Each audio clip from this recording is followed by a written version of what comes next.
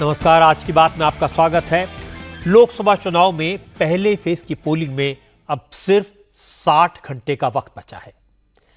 पहले फेज के लिए कैंपेन कल शाम को खत्म हो जाएगा, इसलिए जिन 102 सीटों पर 19 अप्रैल को वोट डाले जाने हैं, उन सीटों पर प्रचार में सभी पार्टियों ने पूरी ताकत झोंक दी। आज नरेंद्र मोदी, अमित शाह, जेपी नड्डा, योगी आदित्यनाथ, प्रियंका गांधी, राहुल गांधी, ममता बनर्जी, तेजस्वी यादव से लेकर संजय सिंह तक सभी पार्टियों के बड़े बड़े नेताओं ने रैलियां की। मोदी ने आज पब्लिक मीटिंग्स में विरोधी दलों के नेताओं द्वारा लगाए गए आरोपों का करारा जवाब दिया। मोदी विरोधी मोर्चे के नेता कह रहे हैं कि मोदी फिर जीते तो संविधान बदल देंगे, फिर से बीजेपी की सरकार बनी तो आरक्षण खत्म कर देंगे। मोदी करप्शन के खिलाफ नहीं है, करप्शन के केसेस का डर दिखाकर दूसरी पार्टियों को तोड़ने का काम करते हैं। आज नरेंद्र मोदी ने इन मुद्दों पर सीधा सीधा साफ साफ जवाब दिया।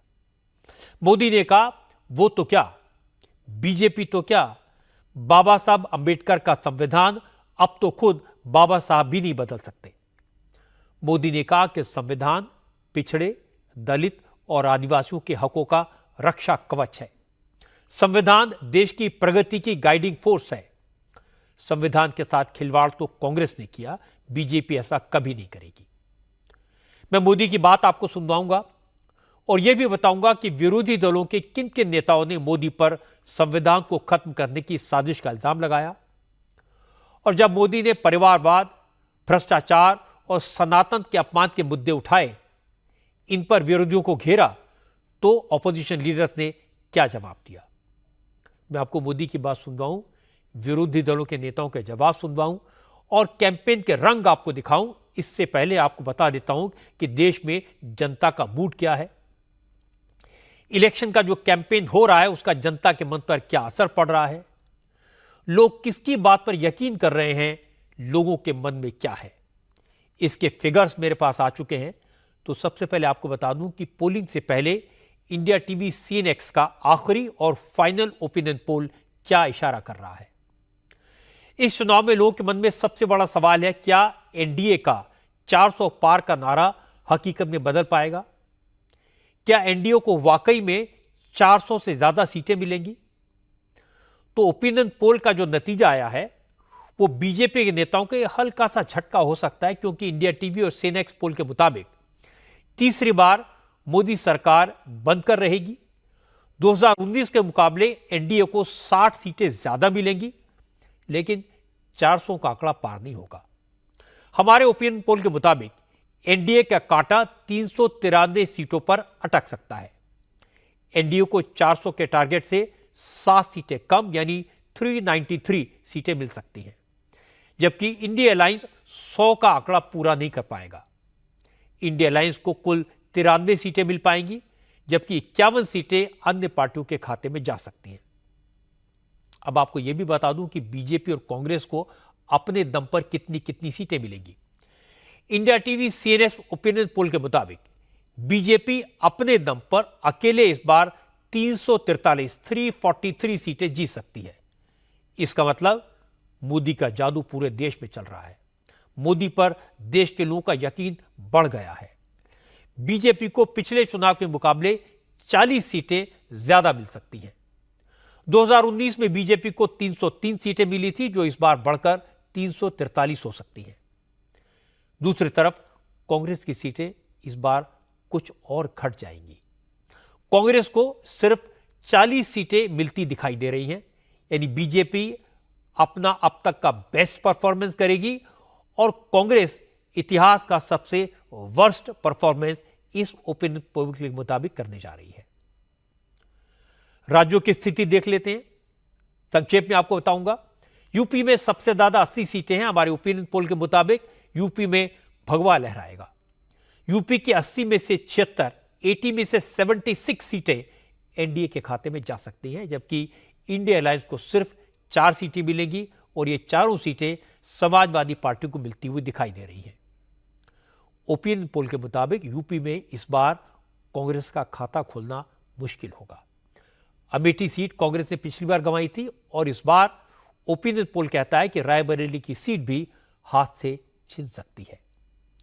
सीटों की संख्या के लिहाज से यूपी के बाद महाराष्ट्र का नंबर आता है। महाराष्ट्र में लोकसभा की 48 सीटें हैं। इंडिया टीवी सीएनएक्स के ओपिनियन पोल के मुताबिक महाराष्ट्र में एनडीए को 48 में से 39 सीटें मिलने की उम्मीद है। इनमें से 29 सीटें तो अकेले बीजेपी जीत सकती है, जबकि महाविकास आघाड़ी को 9 सीटें मिल सकती हैं और इसमें सबसे बड़ा हिस्सा उद्धव ठाकरे की शिवसेना का होगा। महाविकास आघाड़ी जो 9 सीटें जीतता दिखाई दे रहा है, उसमें 7 सीटें अकेले उद्धव की पार्टी के खाते में जा सकती हैं। 42 सीटों वाले पश्चिम बंगाल में इस बार बीजेपी बड़ा उलटफेर कर सकती है। हमारे ओपिनियन पोल के मुताबिक इस बार बंगाल में बीजेपी सबसे बड़ी पार्टी बन सकती है। बंगाल में बीजेपी को 42 में से 23 सीटें मिल सकती हैं, जबकि 2019 के चुनाव में यहां बीजेपी ने 18 सीटें जीती थी। अब तक बंगाल में एक छत्र राज करने वाली ममता की पार्टी तृणमूल कांग्रेस को 19 सीटों से ही संतोष करना पड़ सकता है। पिछले इलेक्शन में तृणमूल कांग्रेस ने 22 सीटें जीती थी। कांग्रेस को पिछले इलेक्शन में 2 सीटें मिली थी, लेकिन इस बार बंगाल में कांग्रेस का खाता खुलना मुश्किल लग रहा है। बंगाल में तो बीजेपी को फायदा हो रहा है, लेकिन बिहार में नुकसान हो सकता है। बिहार में 40 लोकसभा की सीटें हैं। हमारे ओपिनियन पोल के मुताबिक एनडीए को 33 सीटें मिलती हुई दिखाई दे रही हैं। 2019 में एनडीए को बिहार में 39 सीटें मिली थी, सिर्फ 1 सीट पर हार हुई थी, लेकिन इस बार 6 सीटों का नुकसान हो सकता है, 7 सीटों पर हार हो सकती है। इंडिया अलायंस बिहार में 7 सीटें जीत सकती है। पिछली बार लालू यादव की आरजेडी का खाता नहीं खुला था, लेकिन इस बार आरजेडी को 4 सीटें मिल सकती हैं। गौर करने वाली बात है कि हमारे ओपिनियन पोल के मुताबिक लालू यादव की दोनों बेटियां मीसा भारती और रोहिणी आचार्य चुनाव हार सकती हैं। जहां तक एनडीए का सवाल है, ओपिनियन पोल के मुताबिक बिहार में बीजेपी पिछले चुनाव का प्रदर्शन दोहराएगी, लेकिन इस बार जेडीयू को 4 और चिराग पासवान के पार्टी को 2 सीटों का नुकसान हो सकता है। इसलिए एनडीए की टैली 39 से घटकर 33 पर आ सकती है। पंजाब को लेकर ओपिनियन पोल के आंकड़े हैरान करने वाले हैं। पंजाब इस बार आम आदमी पार्टी एक बार फिर बड़ी ताकत बनकर उभर सकती है। पंजाब में आम आदमी पार्टी को 13 में से 8 सीटों पर सफलता मिल सकती है। यहां बीजेपी का प्रदर्शन भी सुधर सकता है। पिछली बार पंजाब में बीजेपी को 2 सीटें मिली थी, इस बार बीजेपी अकेले अपने दम पर चुनाव लड़ रही है और उसे 3 सीटें मिल सकती हैं। ज्यादा नुकसान कांग्रेस को होगा। कांग्रेस को पंजाब में सिर्फ 1 सीट मिलती दिखाई दे रही है, जबकि सुखबीर बादल के अकाली दल को भी सिर्फ 1 सीट पर संतोष करना पड़ सकता है। सबसे चौंकाने वाले आंकड़े तमिलनाडु से आए हैं। बीजेपी तमिलनाडु में अब तक एक भी सीट नहीं जीती है, लेकिन इस बार के ओपिनियन पोल के मुताबिक इस बार तमिलनाडु में एनडीए को 6 सीटें मिल सकती हैं। इनमें से 4 सीटें बीजेपी को, जबकि उसकी सहयोगी पार्टियों को 2 सीटें मिल सकती हैं। तमिलनाडु में 39 सीटों में से डीएमके और कांग्रेस के अलायंस को 29 और एआईएडीएमके को 4 सीटें मिल सकती हैं। एक और राज्य जहां इस बार बीजेपी चौंका सकती है वो है केरल। इस बार बीजेपी को केरल में 3 सीटें मिलने का अनुमान है। कांग्रेस की अगुवाई वाले यूडीएफ गठबंधन को 11 और लेफ्ट की अगुवाई वाले एलडीएफ गठबंधन को 6 सीटें मिल सकती हैं। असल में आजकल जहां भी जाओ लोग पूछते हैं क्या नरेंद्र मोदी 400 पार करेंगे। लोग ये तो मानकर बैठे हैं कि मोदी तीसरी बार प्रधानमंत्री बनेंगे। लोग ये भी मानते हैं कि बीजेपी इस बार 300 से ज्यादा सीटें जीत सकती है, लेकिन 300 से ऊपर कितनी सीटें आएंगी इसको लेकर अलग अलग तरह के दावे हैं। सबसे इंटरेस्टिंग बात यह कि विरोधी दलों के नेता भी मानते हैं कि 2024 का चुनाव नरेंद्र मोदी बड़े आराम से जीतेंगे, विरोधी दलों का कोई चांस नहीं है। पर उनका जमीर यह मानने को तैयार नहीं है कि मोदी की जीत मोदी की लोकप्रियता के आधार पर होगी। कोई कहता है मोदी ईवीएम में गड़बड़ करके जीतेंगे, कोई कहता है सारे विरोधी दलों के नेताओं को जेल में डालकर जीतेंगे, कोई कहता है कि मोदी इसलिए जीतेंगे क्योंकि लेवल प्लेइंग फील्ड नहीं है। उनका कहना है कि विरोधी दलों के पास न चुनाव लड़ने के लिए पैसा है और न ही संवैधानिक संस्थाएं उनके साथ हैं। और यह सब कहने के बाद विरोधी दलों के नेता पूछते हैं कि मोदी को 400 सीटें क्यों चाहिए, और जवाब भी दे देते हैं कि मोदी लोकतंत्र को खत्म करना चाहते हैं। वो कहते हैं मोदी 400 सीटें जीतकर संविधान को बदलना चाहते हैं। आज नरेंद्र मोदी ने इन आरोपों का करारा जवाब दिया। आज मोदी ने कहा कि अब हार की हताशा में डूबे लोग देश में भ्रम फैलाने की कोशिश कर रहे हैं, लोगों को डराने का षड्यंत्र कर रहे हैं, अफवाहें फैला रहे हैं कि मोदी आया तो संविधान खत्म कर देगा। बीजेपी बाबा साहब अंबेडकर के संविधान को खत्म करना चाहती है। मोदी ने आज 4 पब्लिक मीटिंग्स की, 2 बिहार में, 2 बंगाल में। पूर्णिया में मोदी ने कहा उनकी सरकार ने तो संविधान को सर्वोपरि रखा है। इस साल संविधान लागू होने के 75 साल पूरे हो रहे हैं। सरकार ने जैसे आजादी का अमृत महोत्सव बनाया, उसी तरह संविधान लागू होने का उत्सव भी मनाएगी। मोदी ने कहा जो लोग संविधान को खत्म करने की अफवाह फैला रहे हैं, हकीकत तो यह है कि बाबा साहब अंबेडकर का अपमान उन्हीं पार्टियों ने किया। उन्हीं पार्टियों ने इमरजेंसी लगाकर संविधान को सस्पेंड किया था। मोदी ने कहा उनके लिए तो संविधान सबसे ऊपर है। उन्होंने संविधान को देश के हर घर, हर परिवार तक ले जाने का संकल्प लिया है।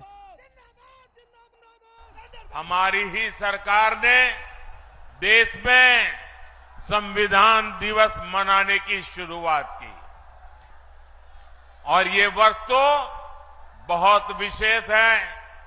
इस साल संविधान के 75 वर्ष की शुरुआत हो रही है। हमने तय किया है हम देश के कोने कोने में बाबा साहब के संविधान की भावना को लेकर जाएंगे। देश की युवा पीढ़ी को देश की गौरवशाली संविधान के निर्माण की प्रक्रिया, उसके अध्याय, उसका महत्व बताएंगे। लेकिन दूसरी तरफ वो लोग हैं जिन्होंने आपातकाल में संविधान को रद्द करने, संविधान को बंधक बनाने और संविधान को तोड़ने मरोड़ने का काम किया था। हमें याद रखना है जो लोग सत्तावर सरकार को एक परिवार की मुट्ठी में रखना चाहते हैं, संविधान उनकी आंखों में हमेशा खटकता है। इसलिए अब ये लोग संवैधानिक व्यवस्था से हुए चुनाव के नतीजों को अस्वीकार करने की धमकी देने लगे हैं। लेकिन इनके मंसूबे कामयाब न हो, संविधान दलित, पिछड़ा, आदिवासी की ताकत बना रहे, इसके लिए हमें एकजुट होकर साथ खड़े रहना है। इससे पहले बिहार के गया में भी मोदी ने इसी मुद्दे पर बात की। प्रधानमंत्री ने कहा पिछले 30 साल में बीजेपी केंद्र से लेकर कई राज्यों में सत्ता में रही, लेकिन बीजेपी ने संविधान पर कभी आंच नहीं आने दी। मोदी ने कहा कि विपक्ष के लिए संविधान राजनीति का हथकंडा है, लेकिन उनके लिए संविधान विकसित भारत बनाने का मार्गदर्शक है। मोदी ने कहा वो तो क्या, खुद बाबा साहब अंबेडकर भी अब संविधान को नहीं बदल सकते। इनको पता होना चाहिए ये जो संविधान सभा थी, डॉक्टर राजेंद्र बाबू नेतृत्व करते थे। बाबा साहब अंबेडकर का दिल, दिमाग और कलम उसको शब्दों में डाल रहा था। और जो लोग सनातन को गाली देते हैं ना, वो भी कान खोल करके सुन लो। ये जो संविधान इतना महान बना है, ये जो संविधान हमें देश को आगे ले जाने की ताकत देता है, इस संविधान को बनाने के लिए जो संविधान सभा थी, उसमें 80-90% से भी ज्यादा, 80-90% से भी ज्यादा सबके सब सनातनी थे। और उन सनातनियों ने इतना उत्तम संविधान बनाने में बाबा साहब आंबेडकर का साथ दिया है।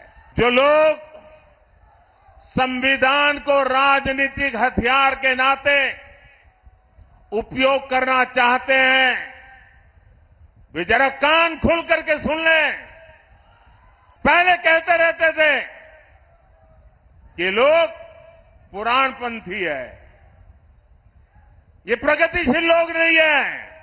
हमने दिखा दिया चंद्रयान पर जाने की ताकत किसमें है।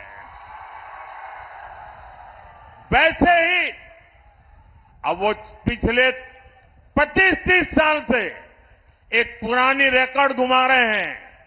जब भी बीजेपी आगे बढ़ती है तो संविधान का राजनीतिक शस्त्र के लिए उपयोग करते हैं और झूठ फैलाते हैं। संविधान बदल देंगे, संविधान बदल देंगे।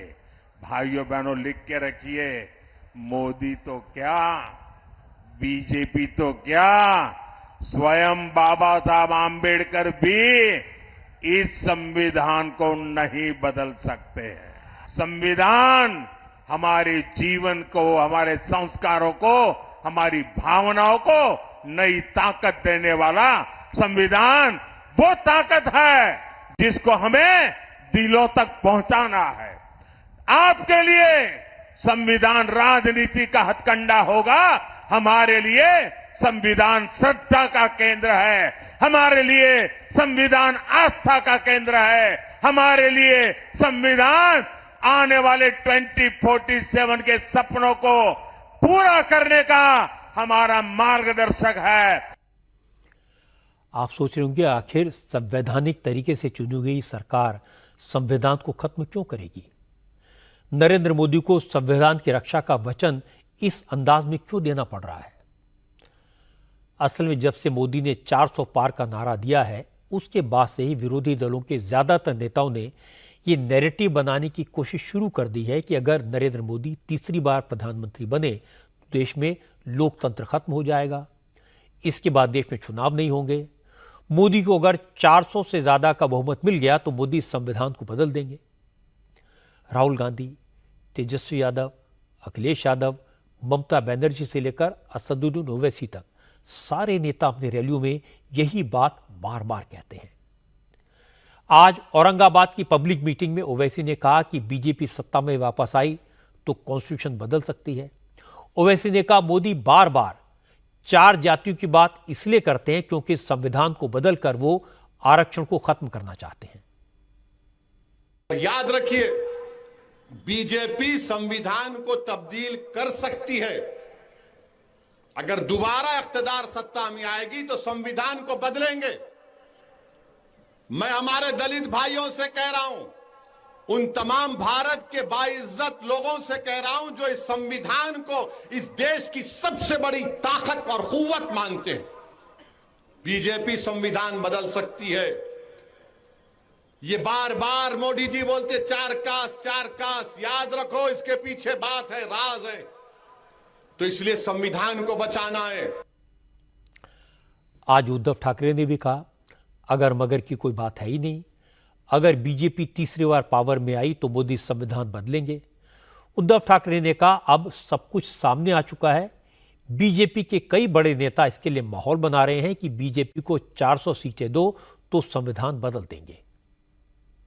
ये अगर मगर की बात क्यों? दिखाई तो दे रहा है, साफ दिखाई दे रहा है। उनके कुछ मंत्री, जैसे कर्नाटक के एक भूतपूर्व मंत्री हेगड़े, उन्होंने कहा कि संविधान बदलना है इसलिए हमें 400 पार करना है। राजस्थान से एक उनकी महिला, शायद मंत्री है या विधायक है या सांसद है, उन्होंने भी कहा कि हमें संविधान बदलना है, बदली करना है। तो ये अगर मगर की बात नहीं, अब इनके सब जो दांव है वो दिखाई दे रहे हैं। समाजवादी पार्टी के महासचिव रामगोपाल यादव ने भी आज कहा कि देश में जो कुछ हो रहा है वो लोकतंत्र खत्म होने का इशारा है। रामगोपाल ने कहा कि बीजेपी गरीबों को मुफ्त राशन इसलिए बांट रही है कि वो सरकार से सवाल न पूछ सकें। वो संविधान बदलें, आरक्षण खत्म करें, लेकिन लोग इस डर से कहीं राशन न बंद हो जाए चुप रह जाएं, इसीलिए मुफ्त राशन की आदत लोगों को डाली जा रही है। 400 पार जो जुमले जो गारंटी में बदल गए हैं वो वैसी बात समझिए। गुरु गोलवलकर की एक किताब है बंच ऑफ थॉट्स।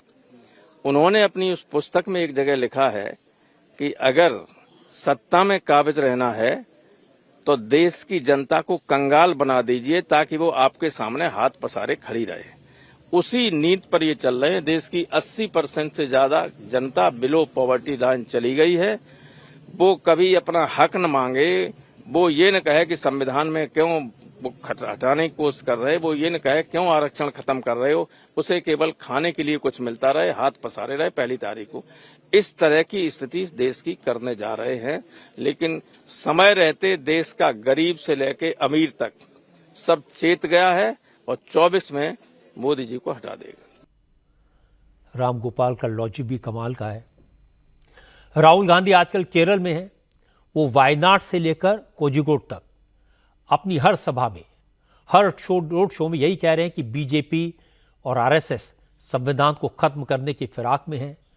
कांग्रेस और उसके सहयोगी दल इस बार संविधान को बचाने की लड़ाई लड़ रहे हैं। The RSS and the BJP are trying to destroy India's constitution and change India's constitution. And the UDF, the Congress Party and the India Alliance is trying to save the constitution of India. Mr. Narendra Modi is the instrument of 5 or 6 of India's biggest, richest business people. Tejashwi Yadav ने भी इसी मुद्दे की बात की, लेकिन अंदाज अलग था। मोदी के रैली के बाद तेजस्वी ने कहा, अगर वाकई में मोदी संविधान नहीं बदलना चाहते, मोदी को अगर संविधान की इतनी ही चिंता है, तो उन नेताओं पर एक्शन क्यों नहीं लेते जो संविधान बदलने की बात कह रहे हैं। हम इतना जानते हैं कि बाबा साहब भीमराव अंबेडकर जी का संविधान जो है देश का सबसे पवित्र किताब है, और उस पवित्र किताब को खत्म करने के लिए भाजपा के सभी प्रत्याशी खुलेआम बोल रहे हैं कि संविधान को खत्म किया जाएगा जब मोदी जी को प्रचंड बहुमत मिलेगा। इस पे मोदी जी क्यों नहीं बोल रहे, क्यों नहीं कार्रवाई कर रहे? इस मुद्दे पर सबसे ज्यादा एग्रेसिव अंदाज में बोले कांग्रेस के प्रवक्ता पवन खेड़ा। पवन खेड़ा ने कहा, बीजेपी चुनाव जीती तो देश का लोकतंत्र खत्म हो जाएगा, हमारे देश का हाल रूस जैसा हो जाएगा। बीजेपी संविधान बदल देगी, लोगों से बोलने सवाल पूछने की आजादी छीन ली जाएगी, विपक्ष के नेताओं को जेल में डाल दिया जाएगा।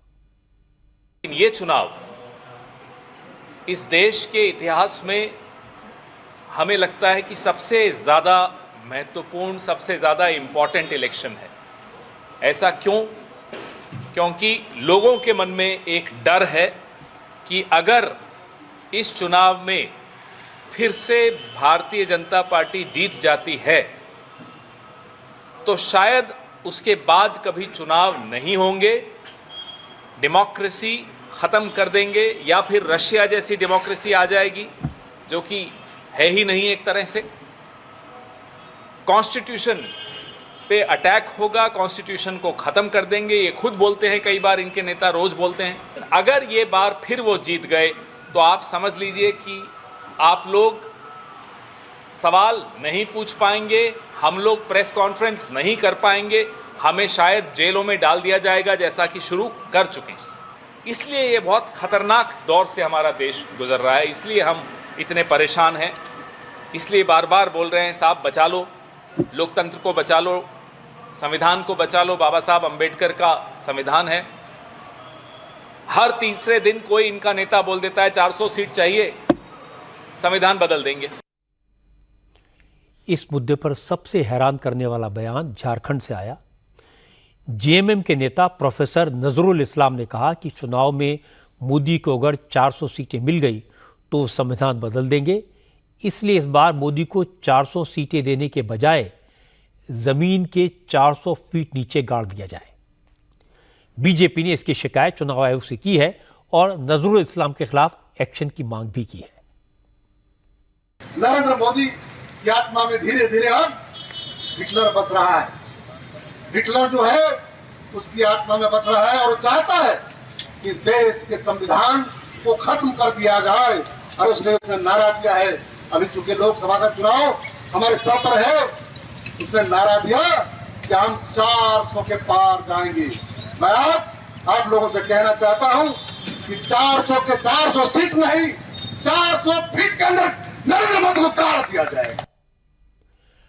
आप अगर विरोधी दलों के नेताओं के बयानों को देखेंगे तो सब के सब एक स्वर से यही बोल रहे हैं कि मोदी संविधान को बदल देंगे, लोकतंत्र को खत्म कर देंगे।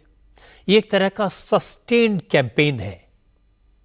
इसीलिए मोदी ने आज अपनी हर पब्लिक मीटिंग में कहा उनके लिए संविधान सबसे ऊपर है, लोकतंत्र के लिए उनके मन में अपार श्रद्धा है, इनको बदलने और खत्म करने का उनका कोई इरादा नहीं है। लेकिन मोदी के कहने से यह कैंपेन खत्म नहीं हो जाएगा। यह बात तो विरोधी दलों के नेता भी जानते हैं कि हमारे देश की जनता लोकतंत्र को, अभिव्यक्ति की आजादी को कितना प्यार करती है। एक बार इंदिरा गांधी ने इमरजेंसी लगाकर लोकतंत्र का गला घोटा था, जनता ने उन्हें सत्ता से बाहर कर दिया। अब कोई नेता लोकतंत्र को खत्म करने की हिम्मत कभी नहीं कर सकता। जहां तक मोदी का सवाल है, मोदी को तो यह लोकतंत्र, चुनाव की यह व्यवस्था, यह संविधान सबसे ज्यादा सूट करता है। मोदी ने इसी सिस्टम में 3-3 बार गुजरात का चुनाव जीता, मुख्यमंत्री रहे। इसी लोकतांत्रिक व्यवस्था में मोदी 2-2 बार लोकसभा का चुनाव जीत चुके हैं। पूर्ण बहुमत की सरकार उन्होंने बनाई है। तीसरी बार उनकी जीत पक्की मानी जा रही है। मोदी को इसमें बदलाव की क्या जरूरत है? बदलाव तो वो लोग करना चाहेंगे जो इस लोकतांत्रिक व्यवस्था में बार बार चुनाव हार रहे हैं। बदलाव तो वो चाहेंगे जिनके जीतने का चांस मोदी ने खत्म कर दिया है। इसीलिए यह कहावत है, उल्टा चोर कोतवाल को डांटे। मोदी विरोधी मोर्चे के नेता आजकल एक और कैंपेन कर रहे हैं। वो कह रहे हैं कि मोदी ईवीएम की वजह से जीतते हैं और आज यह सवाल सुप्रीम कोर्ट में उठा। ईवीएम पर सवाल उठाने वालों से सुप्रीम कोर्ट ने पूछा, क्या वो दोबारा बैलेट पेपर वाले उस युग में लौटना चाहते हैं जब बैलेट बॉक्स लूटे जाते थे, जब चुनाव में बड़े पैमाने पर धांधली होती थी? असल में सुप्रीम कोर्ट ईवीएम में डाले जाने वाले सभी वोटों के लिए वीवीपैट को कंपलसरी बनाने की पिटीशन पर विचार कर रहा था। आज जस्टिस संजीव खन्ना और जस्टिस दीपंकर दत्ता की बेंच ने सुनवाई की। सुनवाई के दौरान सीनियर एडवोकेट प्रशांत भूषण ने कहा, देश के ज्यादातर लोगों को ईवीएम से वोटिंग पर यकीन नहीं है और कोर्ट हर वोट की तस्दीक के लिए voter verifiable paper audit trail यानी वीवीपैट का आदेश दे, जिसमें वोट डालने के बाद एक पर्ची निकलती है जिससे वोटर यह मिलान कर सकता है कि उसने जिस पार्टी को वोट दिया उसी को मिला या नहीं। फिलहाल सुप्रीम कोर्ट के आदेश के मुताबिक हर असेंबली सेक्शन की 5 वोटिंग मशीनों के वोट का मिलान वीवीपैट से होता है। यह सैंपल के आधार पर किया जाता है। आज पेटिशनर्स ने कहा कि जर्मनी जैसे देशों में आज भी बैलेट पेपर से वोट डाले जाते हैं। इस पर जस्टिस दीपंकर दत्ता ने कहा कि जर्मनी की आबादी तो उनके होम स्टेट बंगाल से भी कम है, लेकिन भारत में 98 करोड़ वोटर हैं। चुनाव आयोग की तरफ से कहा गया, अगर हर वोट का वीवीपैट से मिलान किया जाएगा तो काउंटिंग में कम से कम 12 दिन का वक्त लगेगा। तब प्रशांत भूषण ने कहा कि ईवीएम पर देश को भरोसा नहीं है, ऐसे में पुरानी व्यवस्था ही लागू की जाए। इस पर जस्टिस संजीव खन्ना ने कहा, हम सब ने वो दौर भी देखा था जब बैलेट पेपर से चुनाव होते थे और क्या क्या धांधलियां होती थी। क्या पिटिशनर उस दौर की बात कर रहे हैं? क्या वो उस दौर में लौटना चाहते हैं? तब पिटिशनर्स की तरफ से प्रशांत भूषण ने गुहार लगाई, अगर कोर्ट हर वोट का वीवीपैट से मिलान हो तो लोगों की शंकाएं दूर हो जाएगी। इस पर अदालत ने कहा, पहले यह देखना होगा कि ईवीएम ठीक से काम कर रही है या नहीं, कितनी बार ईवीएम की काउंटिंग पर सवाल उठे हैं और दोबारा गिनती में कितनी बार गड़बड़ियां मिली हैं। अब चुनाव आयोग ये आंकड़ा, ये फिगर्स सुप्रीम कोर्ट को देगा। मामले की अगली सुनवाई 18 अप्रैल यानी गुरुवार को होगी, जबकि पहले राउंड की वोटिंग 19 अप्रैल को होनी है। इस विषय पर कांग्रेस के नेता दिग्विजय सिंह ने कहा, वो तो अभी भी यही कहते हैं कि चुनाव बैलेट पेपर से होना चाहिए, लेकिन चुनाव आयोग इसके लिए तैयार नहीं तो वो क्या कर सकते हैं। दिग्विजय सिंह ने कहा, वो नरेंद्र मोदी से पहले से चुनाव लड़ रहे हैं, इसलिए उन्हें यह सिस्टम मोदी से ज्यादा पता है। मैं चाहता था मतदान बैलेट पेपर से हो, क्योंकि मुझे ईवीएम पर भरोसा नहीं है। लेकिन जब मुझे पता पड़ा कि माननीय चुनाव आयोग अगर 384 से ज्यादा भी होंगे तो वो एक कंट्रोल यूनिट और लगा के 24 और लगा देंगे, नागनी की 384 और फॉर्म भी भर दो तो वो ईवीएम से चुनाव कराएंगे। तो फिर इस बात पर जब जानकारी मिली तो मैंने पुनर्विचार किया और फिर कहा कि चलिए अब ईवीएम से संघर्ष करेंगे। नरेंद्र मोदी जी ने पहला चुनाव लड़ा 2002 में, मैं चुनाव 1977 से लड़ रहा हूं, मैं जानता हूं क्या है क्या नहीं है। कांग्रेस ईवीएम पर सवाल तो पिछले 5 साल से उठा रही है। इस चुनाव से पहले दिग्विजय ने ईवीएम का मुद्दा उठाया था, फिर कांग्रेस का डेलीगेशन चुनाव आयोग से मिला, इसके बाद सुप्रीम कोर्ट में केस फाइल किया गया। यह सब चुनावी रणनीति का हिस्सा है। असल में ईवीएम का विरोध करने वाले एंटी मोदी मोर्चे के नेता जानते हैं कि 18 करोड़ वोट का वीवीपैट की पर्ची से मैन्युअली मिलान करना प्रैक्टिकली पॉसिबल नहीं होगा, और अगर ऐसा करने की कोशिश की गई तो कम से कम इस चुनाव में तो ये संभव नहीं है, क्योंकि चुनाव की प्रक्रिया शुरू हो चुकी है। 19 अप्रैल को वोटिंग होनी है। इतने कम वक्त में कुछ नहीं हो पाएगा। लेकिन चूंकि माहौल बनाना है, इसलिए अभी से ईवीएम का मुद्दा उठाओ, वीवीपैट की पर्चियों से मिलान की मांग करो, जिससे नतीजे आने के बाद ये कहा जा सके कि हम इसलिए हारे क्योंकि ईवीएम में गड़बड़ हुई। जो कहना है उसका ग्राउंड अभी से तैयार किया जाए। इसीलिए नरेंद्र मोदी ने कहा कि यह सब हार के बहाने खोजने की कवायद है और कुछ नहीं। मोदी और विरोधी दलों के नेताओं में यही एक बड़ा फर्क है। विरोधी दलों के नेता वो मुद्दे उठाते हैं जिनसे जनता को फर्क नहीं पड़ता, और मोदी विरोधियों की वो नस दबाते हैं जहां दर्द सबसे ज्यादा होता है। आज बिहार और बंगाल की रैलियों में मोदी ने यही किया। परिवारवाद और करप्शन के इशू पर विरोधियों से जवाब मांगा, और उनके पास कोई जवाब नहीं है। यह मसला बिहार, बंगाल से लेकर यूपी तक विरोधी दलों को परेशान करता है। इसीलिए आज मोदी ने पूर्णिया की रैली में परिवारवाद की बात की। मोदी ने कहा, लालू को अपने परिवार के आगे पीछे कुछ नहीं दिखता। उनकी नजर में परिवार का विकास ही बिहार का विकास है। एक समय था जब केंद्र की सरकारें बिहार को पिछड़ा कहकर पीछा छुड़ा लेती थी। वो लोग हैं जिन्होंने आपातकाल में संविधान को रद्द करने, संविधान को बंधक बनाने और संविधान को तोड़ने मरोड़ने का काम किया था। हमें याद रखना है, जो लोग सत्तावर सरकार को एक परिवार की मुट्ठी में रखना चाहते हैं, संविधान उनकी आंखों में हमेशा खटकता है। इसलिए अब ये लोग संवैधानिक व्यवस्था से हुए चुनाव के नतीजों को अस्वीकार करने की धमकी देने लगे हैं।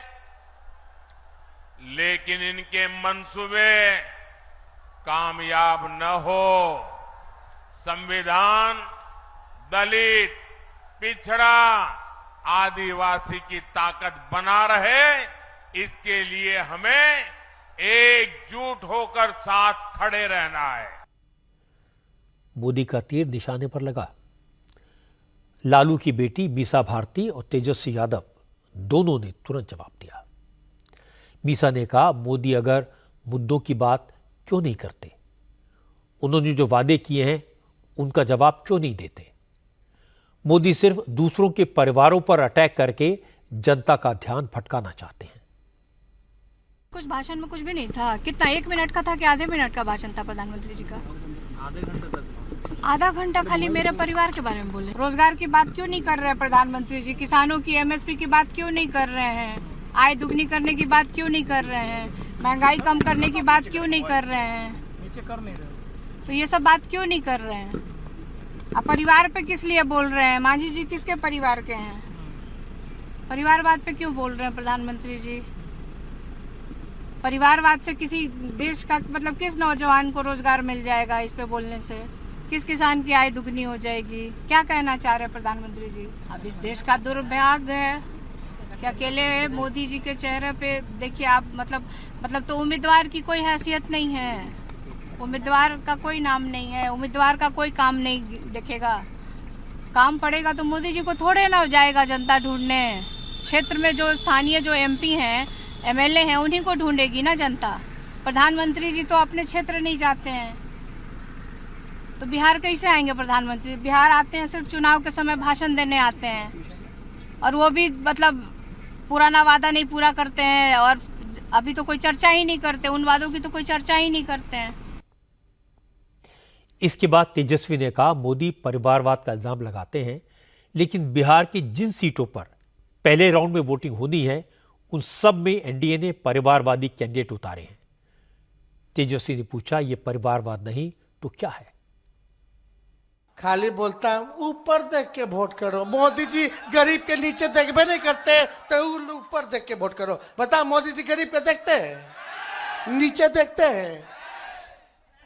परिवारवाद है। नवादा में भी जो लड़ा रहे हैं वो भी विवेक ठाकुर, सीपी ठाकुर के बेटा है, वो परिवार वाला है। और खाली बोलते परिवारवाद से आजादी है। अरे अपने घर से शुरुआत करो ना मोदी जी, फिर हमारे बारे में बात करना है। 2 एफिडेविट लिख के कि किसी परिवार वाला के साथ मांझी जी के साथ गठबंधन है, उनका बेटा भी था एमएलसी, उनकी समधन एमएलए, क्या हम बताएं? सब लोग इधर परिवार वाला, उधर परिवार वाला, गया में परिवार वाला, और उधर सुशील कुमार वो भी परिवार वाला। चारों फेज, पहला फेज में चारों जगह चुनाव है, सब परिवार वाला का टिकट दिया। अब बोलते कि परिवारवाद खत्म करो। भ्रष्टाचार के बारे में बोलते हैं। लालू जी 90,000 करोड़ का मुनाफा दिए, कोई दिया आज तक रेलवे में? सारा कूली के परमानेंट कर दिए पूरा भारत भर में। कुल्हड़ में चाय चलाते थे ताकि कहाड़ भाई लोग का घर चलता रहे। क्या क्या काम नहीं किए। अरे जो है ये लोग खाली जुमला, सीबीआई ईडी इनकम टैक्स लगवा देगा, इसलिए ये लोग के चक्कर में नहीं पड़े के बाद। अब समय कम है, चुपचाप चुपचाप चुपचाप। वैसे परिवारवाद का सबसे बड़ा नजारा आज उत्तर प्रदेश में दिखाई दिया। मौका था मैनपुरी सीट से समाजवादी पार्टी के उम्मीदवार डिंपल यादव के नॉमिनेशन का। डिंपल का पर्चा भरवाने के लिए मुलायम सिंह यादव का पूरा खानदान मौजूद था। अखिलेश यादव के अलावा चाचा राम गोपाल यादव, चाचा शिवपाल यादव और भाई धर्मेंद्र यादव समेत परिवार के तमाम सदस्य मौजूद थे। क्योंकि अखिलेश यादव कह चुके हैं कि इस बार परिवार के लोग को टिकट देने में उन्होंने रिकॉर्ड तोड़ दिया, इसीलिए आज योगी आदित्यनाथ ने अपनी पब्लिक मीटिंग्स में कहा, बीजेपी का नारा है नेशन फर्स्ट और समाजवादी पार्टी का नारा है फैमिली फर्स्ट, और जनता अच्छी तरह जानती है किसका चुनाव करना है। योगी की यह बात अखिलेश यादव को बुरी लग गई। उन्होंने कहा, जो लोग नेशन फर्स्ट की बात कर रहे हैं वो तो अमेरिका की नकल कर रहे हैं। वो लोग उनके परिवार की चिंता करें, बस सड़कों से जानवर हटा दें, फिर बाकी विकास के दावे करें। राम गोपाल तो योगी और मोदी के हमलों से इतने नाराज हो गए, उन्होंने यहां तक कह दिया कि योगी मोदी के बच्चे नहीं हैं, इन दोनों का परिवार नहीं है, तो इसमें उनका क्या कसूर? योगी मोदी का परिवार नहीं है, इसलिए वो क्या जाने परिवार होता क्या है। परिवारवाद एक ऐसा इशू है जिसका विरोधी दलों के नेताओं के पास कोई जवाब नहीं है। लालू यादव, उनकी पत्नी, उनके 2 बेटे, उनकी 2 बेटियां सब या तो चुनाव लड़ रहे हैं या कैंपेन कर रहे हैं। राजनीति में अखिलेश यादव, उनकी वाइफ, उनके चाचा, उनका भतीजा, उनके भाई सब चुनाव के मैदान में हैं। सोनिया गांधी, राहुल गांधी, प्रियंका गांधी तीनों एक्टिव पॉलिटिक्स में हैं। चौथे मेंबर राहुल वाड्रा बड़ी बेताबी से अपना इंतजार कर रहे हैं। स्टालिन, पवार, ठाकरे ये सब परिवार भी राजनीति में है। चुनाव के मैदान में या तो लड़ रहे हैं या चुनाव लड़वा रहे हैं। इसीलिए इस मुद्दे पर वो क्या बोल सकते हैं। वैसे आज परिवारवाद की एंट्री आम आदमी पार्टी में भी हो गई। आज अरविंद केजरीवाल की वाइफ सुनीता केजरीवाल की आम आदमी पार्टी में ऑफिशियल एंट्री दिखाई दी। आम आदमी पार्टी ने अपने स्टार कैंपेनर्स की जो लिस्ट जारी की है उसमें केजरीवाल के बाद दूसरे नंबर पर सुनीता केजरीवाल का नाम है। दिल्ली सरकार में मंत्री गोपाल राय ने कहा, चूंकि केजरीवाल जेल में है इसलिए उनका संदेश सुनीता केजरीवाल देश भर में लेकर जाएंगी। आम आदमी पार्टी के इस लिस्ट में अरविंद केजरीवाल, मनीष सिसोदिया और सत्येंद्र जैन का नाम भी है। ये तीनों फिलहाल जेल में हैं। जिस दिन केजरीवाल की गिरफ्तारी हुई थी उसी दिन मैंने कहा था कि अब सुनीता केजरीवाल की राजनीति में एंट्री होगी, वो कैंपेन की कमान संभालेंगी। और आज आम आदमी पार्टी ने कैंपेनर्स की लिस्ट में उनका नाम केजरीवाल के बाद रखा। लेकिन आपके मन में यह सवाल उठ सकता है कि केजरीवाल, मनीष सिसोदिया और सत्येंद्र जैन के नाम स्टार कैंपेनर्स की लिस्ट में क्यों रखे गए? ये तीनों तो जेल में हैं। तो इसकी दो वजह हैं। एक तो चुनावी सभाओं में आम आदमी पार्टी के नेता यही कहेंगे कि बीजेपी ने केजरीवाल को गिरफ्तार करके कैंपेन से दूर कर दिया, इसलिए वो नहीं आ पाए। सुनीता केजरीवाल अपने पति अरविंद केजरीवाल का मैसेज लाई है, इससे सिंपैथी मिल सकती है। और दूसरी वजह है कि जब कोर्ट में इन नेताओं की बेल पिटीशन पर सुनवाई होगी तो तर्क दिया जाएगा कि चुनाव का वक्त है, ये तीनों नेता पार्टी के स्टार कैंपेनर हैं, इसलिए उन्हें बेल दी जाए। परिवार का सवाल पश्चिम बंगाल में भी उठा। मोदी ने बंगाल में ममता के परिवारवाद की बात की। आज नरेंद्र मोदी ने बंगाल में जाकर 2 जगह पब्लिक मीटिंग्स की। पहली रैली बालूर घाट में हुई और दूसरी रायगंज में। और दोनों रैलियों में मोदी ने करप्शन का इशू उठाया, टोलेबाज टैक्स की बात की और ममता पर तुष्टीकरण का, अपीजमेंट का इल्जाम लगाया। मोदी ने रामनवमी के जुलूस पर पत्थरबाजी की घटनाओं का जिक्र किया। दुर्गा पूजा के वक्त मूर्ति विसर्जन पर पाबंदी की याद दिलाई। और इसके बाद मोदी ने कहा, कल रामनवमी है और ममता ने इस बार भी रामनवमी मनाने पर रोक लगाने की कोशिश की, लेकिन कामयाब नहीं हो पाई। आज महाअष्टमी का पर्व है और कल पूरा देश रामनवमी मनाने जा रहा है। और ये बार ये रामनवमी भी खास है, ये नवरात्रि भी खास है और ये बांग्ला नववर्ष भी खास है। ये पहली रामनवमी है जब अयोध्या में भव्य राम मंदिर में राम लला विराजमान हो चुके हैं। मुझे पता है टीएमसी ने हमेशा की तरह यहां रामनवमी उत्सव को रोकने की पूरी कोशिश की, सारे षड्यंत्र किए, लेकिन जीत सत्य की ही होती है। इसलिए कोर्ट से अनुमति मिल गई है और कल पूरी श्रद्धा और भक्ति के साथ रामनवमी की शोभा यात्राएं निकलेगी। आज पूरा बंगाल कह रहा है 4 जून 400 पार, 4 जून। ममता बनर्जी ने मोदी के इस हमले पर तो आज कुछ नहीं कहा, लेकिन उन्होंने इतना जरूर कहा कि रामनवमी मनाने पर कोई पाबंदी नहीं है, लोग जुलूस निकालें, शोभा यात्रा निकालें, लेकिन अगर कहीं दंगा करने की कोशिश हुई तो सख्त एक्शन होगा।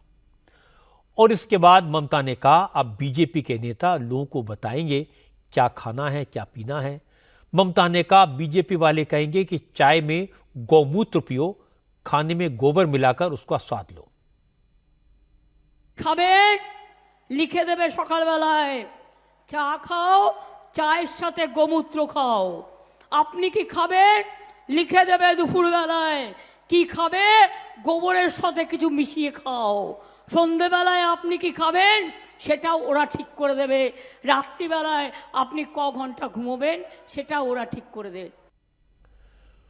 और इसके बाद ममता ने कहा कि मोदी लोगों का ध्यान भटकाने के लिए तरह तरह के झूठ बोलते हैं, बेबुनियाद इल्जाम लगाते हैं और खुद भ्रष्ट नेताओं को अपनी पार्टी में शामिल करके उन्हें ईमानदारी का सर्टिफिकेट दे देते हैं। আমি তোমাদের কাছে অ্যাপিল করছি, please save the country from disaster. जो हमारा नौजवान है, अब देश को बचाओ मोदी का हाथ से, अमित शाह के हाथ से, बीजेपी का लुटेरा का हाथ से। और चोर बोलने बोलें, अली गली में शोर है, बीजेपी चोर है, अली गली में शोर है, वॉशिंग मशीन में चोर है, अली गली में शोर है, वॉशिंग मशीन में चोर है, सीबीआई का साथ मिले हैं, क्यों? अली गली में बीजेपी का चोर है। ये तो मोदी बोले चुन चुन के देख लेंगे, चुन चुन के सबको जेल में भर देंगे। যদি আপনি জিততেন তাহলে কি কথা বলতেন? ममता बनर्जी की प्रॉब्लम अपने मुस्लिम वोट बैंक को इंटैक्ट रखने की है। कई बार वो जय श्री राम के नारे पर नाराजगी दिखाती हैं, कई बार रामनवमी के प्रोसेशन पर रोक लगा देती हैं, ताजिए निकालने के लिए मूर्ति विसर्जन को रोक देती हैं और जब जब ऐसा करती हैं बीजेपी इसका पूरा फायदा उठाती है। क्योंकि कल रामनवमी है, बीजेपी पूरे बंगाल में शोभा यात्राएं निकालेगी और ममता की मुश्किल यह है कि वो न तो शोभा यात्राओं को रोक सकती हैं और अगर कहीं कोई गड़बड़ी हुई तो उसका इल्जाम भी ममता के सिर पर ही आएगा। इसलिए कल का दिन ममता के लिए कठिन परीक्षा जैसा होगा। वैसे अयोध्या में भव्य राम मंदिर के निर्माण के बाद कल पहली रामनवमी है, इसलिए कल अयोध्या में भगवान श्री राम का जन्मोत्सव भव्य तरीके से मनाया जाएगा। रामलला के माथे पर सूर्य तिलक होगा और इस अवसर पर अयोध्या से इंडिया टीवी की स्पेशल कवरेज आप कल दिन भर देख सकेंगे। सुपरस्टार सलमान खान के घर पर फायरिंग के केस में पुलिस ने गुजरात से 2 लड़कों को गिरफ्तार किया है। विकी गुप्ता और सागर पाल को भुज जिले से अरेस्ट किया गया। दोनों बिहार के रहने वाले हैं और पिछले 1 महीने से महाराष्ट्र में रह रहे थे। जांच में पता चला कि विकी गुप्ता और सागर पाल ने पनवेल में सलमान के फार्म हाउस से कुछ ही किलोमीटर की दूरी पर एक घर किराए पर लिया था और फार्म हाउस पर सलमान के आने जाने पर नजर रखते थे। दोनों ने मुंबई में सलमान के गैलेक्सी अपार्टमेंट वाले घर की रैकी की थी। पुलिस ने आज दोनों आरोपियों को कोर्ट में पेश किया। अदालत ने दोनों मुलजिमों को 25 अप्रैल तक के लिए पुलिस की कस्टडी में भेज दिया। मुंबई पुलिस की क्राइम ब्रांच के जॉइंट कमिश्नर लक्ष्मी गौतम ने बताया कि पुलिस को सीसीटीवी कैमरों से मिले फुटेज और मुखबिरों की मदद से इन आरोपियों की लोकेशन पता चली। 14 अप्रैल को दोनों लड़के बांद्रा में सलमान के घर गैलेक्सी अपार्टमेंट से कुछ दूरी पर रुके। पहले पैदल जाकर रैकी की, फिर वहीं खड़े होकर इंतजार किया। जब उन्होंने देखा कि सलमान के घर के बाहर कोई नहीं है तो दोनों बाइक से आए और फायरिंग करके भाग गए।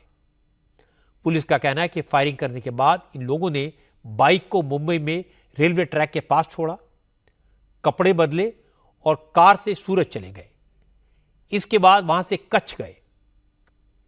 जेसीपी लक्ष्मी गौतम ने बताया कि सलमान के घर पर गोली चलाने के बाद अनमोल बिश्नोई ने फेसबुक पर इसके बारे में लिखा। इसलिए पुलिस को शक है सलमान के घर पर गोली चलाने के पीछे इंटरनेशनल कॉन्स्पिरेसी है, अंतर्राष्ट्रीय साजिश है। अब आरोपियों से पूछताछ के बाद इस साजिश की सारी कड़ियां खुल जाएंगी। हमारे हिसाब से जो 2 एक्यूज थे उनके बारे में हमें एक बेसिक इन्फॉर्मेशन ड्यूरिंग इन्वेस्टिगेशन मिल रही थी। बाद में जैसा कि मैंने कहा ह्यूमन इंटेलिजेंस और टेक्निकल इंटेलिजेंस के आधार पर वो इन्फॉर्मेशन और थोड़ी प्रेसाइज हो गई और जो 2 आरोपी एक्यूज हमने उसमें पकड़े हैं, एक विक्की गुप्ता है 24 साल का, दूसरा सागर कुमार पाल है 23 साल का। ये दोनों लोग वेस्ट चंपारण डिस्ट्रिक्ट के रहने वाले हैं। एज ऑफ नाउ ये दोनों लोगों को हमने पकड़ा है। जो भी पॉसिबल एंगल्स हैं, सारे पॉसिबल एंगल से हम लोग इन्वेस्टिगेट करने वाले हैं। अगले दिन या उसी दिन शाम को एक अनमोल बिश्नोई नाम के व्यक्ति ने फेसबुक पर इस घटना से संबंधित लिखा और जो उसने लिखा उसमें एक तरह की धमकी क्लियर कट नजर आती है। उसमें दिखाई दे रहा था कि ये बड़ी कॉन्स्पिरेसी दिखती है उसके आधार पर कॉन्स्पिरेसी के सेक्शंस ऐड किए गए।